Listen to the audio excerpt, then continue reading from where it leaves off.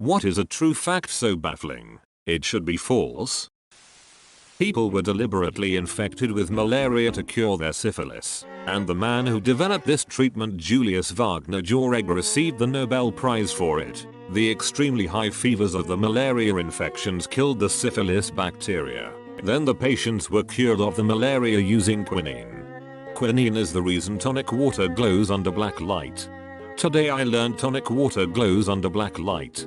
Yeah, why the duck aren't we all serving gin and tonics at Halloween parties? Some of us are. Well, of course the booze which is serving gin and tonics at the Halloween party.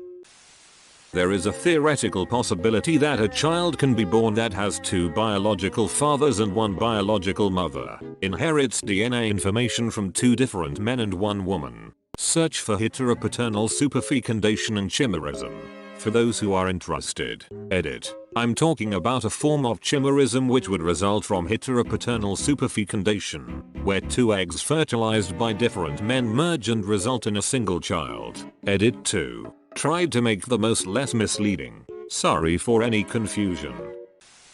If you earned $1 every second, it would take 2,921 years to have more money than Bill Gates. It's okay. I think I'll survive earning $3,600 an hour. Edit. Thank you, kind stranger, for the silver. Yep, 31.5 mil a year's fine. A morbidly obese person can survive with absolute starvation without any sickness or feeling ill, under close control.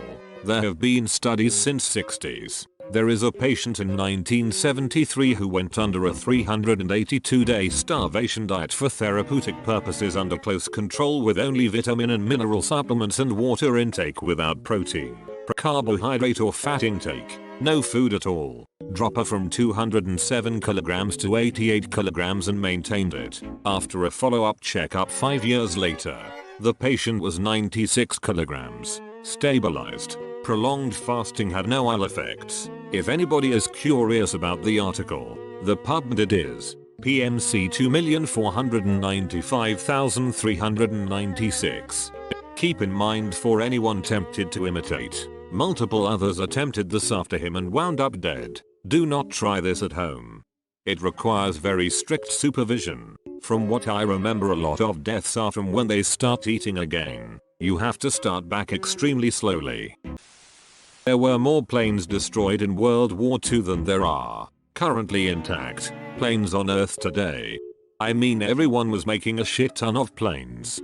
A shit ton of shitty planes. Commercial airliners nowadays are pretty sickened in terms of military planes. The dominant air force in the world is taking a quality over quantity approach, despite also having quite a few. But yeah, edit. What I meant by shitty was vastly simpler designs that were more conducive to more quantitative production, because World War II in a lot of facets was a numbers game. Like they did the same thing with tanks. It didn't make sense to pour too much money into any given piece of hardware because it was just going to get blown up, since the technology didn't exist to prevent that in any way. These days, they can do that with planes, at least, because it's kind of hard to hit something that's literally going as fast as a bullet. Gotten a lot of responses about how World War II planes weren't actually shitty, and I agree. I was just using coarse language.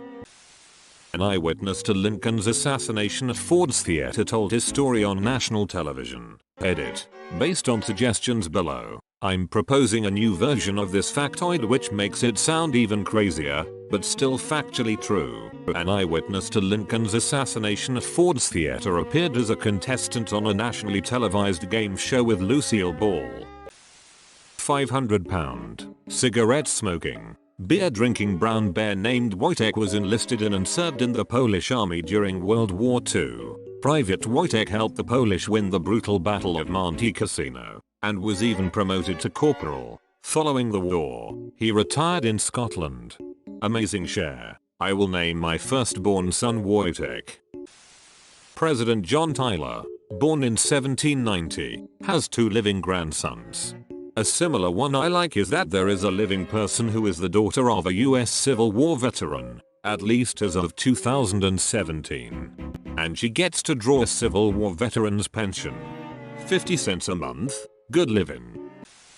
There was this French guy named Terror in the late 1700s that could eat anything. in any amount. He was able to eat half a cow on one sitting and ate dinner for 15 for one meal when he was being tested. He was even able to swallow an entire eel, with bones included, without hesitating. When he went to the military service, they used him as message transport. But after being captured he went back and tried to find a cure. In the hospital where he was staying, he was suspected of eating a baby, so they kicked him out. He was average weight, and when he died a few years later they could see inside his stomach just by opening his mouth. Here's a video which explains it on better detail. Youtube link.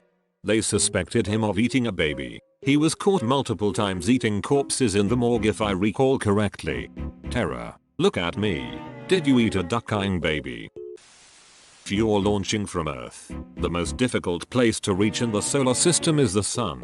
The reason for this is that to fly directly into the sun you need to first launch from Earth, and then remove all of your orbital velocity around the sun. Anything less will just put you into a different orbit around the sun rather than directly into it. The amount of power required for that to do it directly is basically impossible currently. As an alternative you could, for relatively little power, fly all the way out to Pluto distance, slow down much less, and then fall back into the sun. The trade-off being the travel time is now about 90 years. There are other in-between paths that could get you there for different balances of energy and time, but all of them are tougher than getting basically anywhere else in the solar system with an equivalent balance. There's a mission currently traveling to study the sun, the Parker Solar Probe. It won't be flying directly in, but plans to make the closest passes than any probe ever has. It's going to make 7 passes by Venus to shed speed so it can get closer and closer to the sun. The full flight time is planned as just less than 7 years. As of this post they are 1 week shy of a year in. In chess there are over 9 million variations after just 3 moves each. 288 billion different possible positions after 4 moves each. In a complete game there are more possible positions than there are electrons in the observable universe. From 1613 and 1620 a samurai traveled to Rome by way of Mexico. During this time, Shakespeare was still alive. Virginia had been founded for around a decade. Galileo was accused of heresy, and Pocahontas arrived in England. He met the Pope. He was made a Roman citizen. His name was Hisekura Tsunenaga, and was the last Japanese person to officially visit Europe until around 1860. SARS fail rate is over 80%. I personally know someone who in his carry-on accidentally packed a loaded handgun, made it on the plane, and was so freaked out when he landed, he UPS'd it back home and took a Greyhound bus after his trip. I know a dumbass that flew internationally with a handgun in his checked luggage, on accident, but still a dumb a-hole. He left out of Florida heading for South Korea with a layover in Japan. The Japanese found it and he was arrested and spent over 2 weeks in jail. They let him go. A total friend of mine did the same with a folding knife. The phrase plastic surgery has nothing to do with the material. Plastic surgery as a field predates the development of plastics by 70 years. The two terms simply share a Greek word root meaning sculpted or reshaped. There is an extremely rare condition called Stone Man syndrome. It causes any smallest damage done to tissue to regrow into a bone. Speaking briefly, people affected by this sickness slowly turn into living statues as they get older.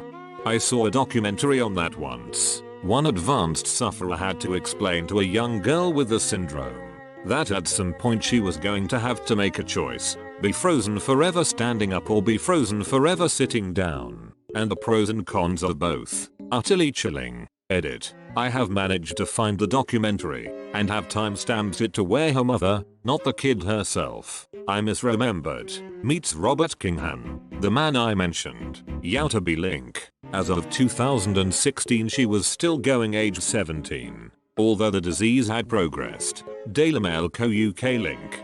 What's the pro to standing? Sitting you can at least get wheeled around in a wheelchair. Edit. Since this comment broke 1k upvotes, I decided to look into this. I found an article about one man who said he chose the standing position and is happy with that choice. He has a wheelchair he can stand in that also lays him into bed. Google.com link.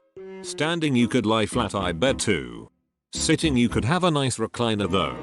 Pooping would be easier too. Wikipedia. Surgical removal of the extra bone growths has been shown to cause the body to repair the affected area with even more bone. I'll never sleep again. Adult patients eventually have to decide on what position they wish to predominantly take for the rest of their lives. This was creepier for me. I'll take the coffin pose please. And if you could, just go ahead and throw me the duck in it because I'm done. Just make me into a coat rack. You can boil water in a paper cup over an open flame. I thought witchcraft was outlawed. My dad showed me this when I was 4. Blew my mind.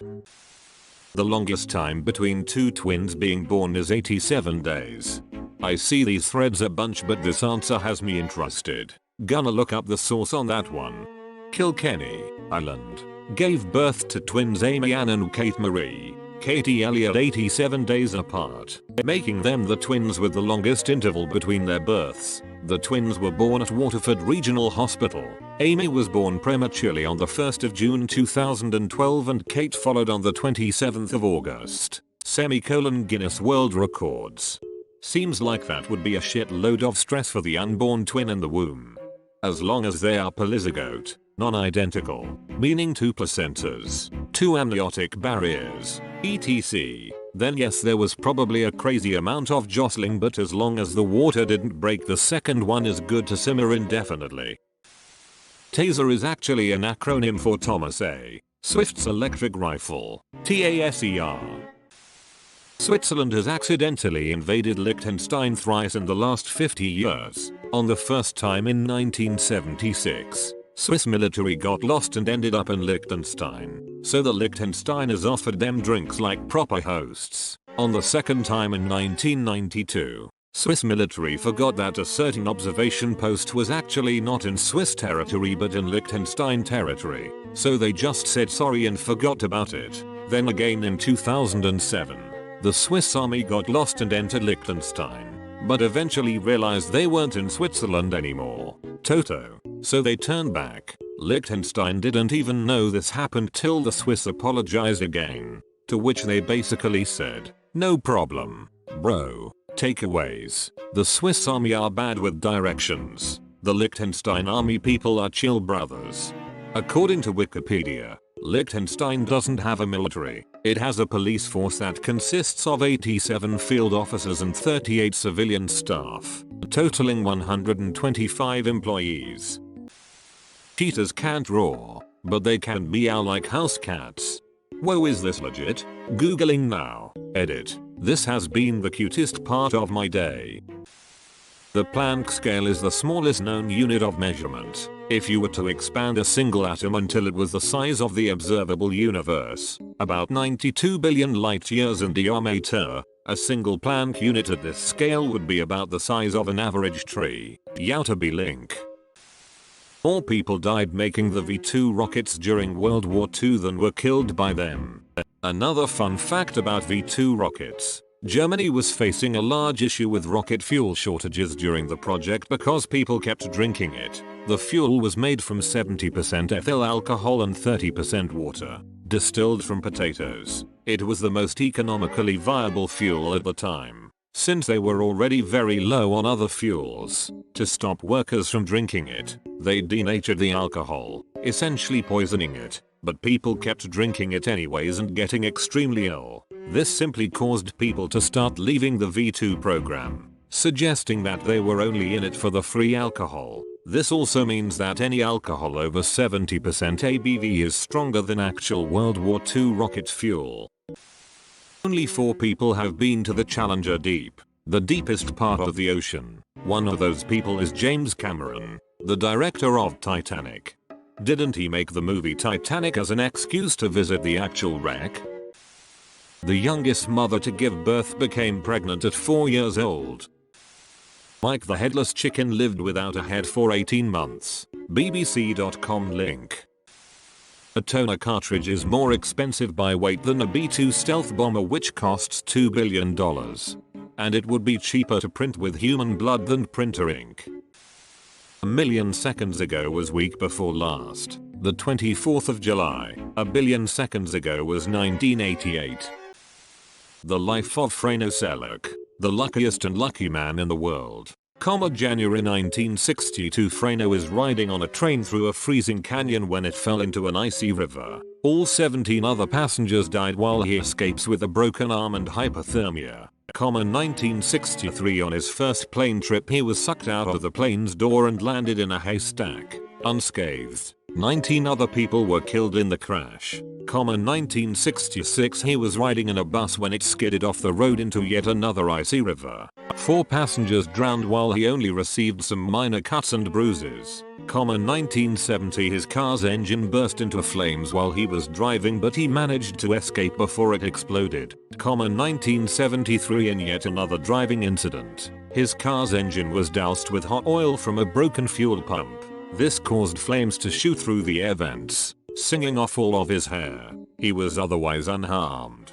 1995, he was hit by a bus but only sustained minor injuries. 1996, to escape a head-on collision with a United Nations truck on a mountain curve, he swerved into a guardrail that broke on impact.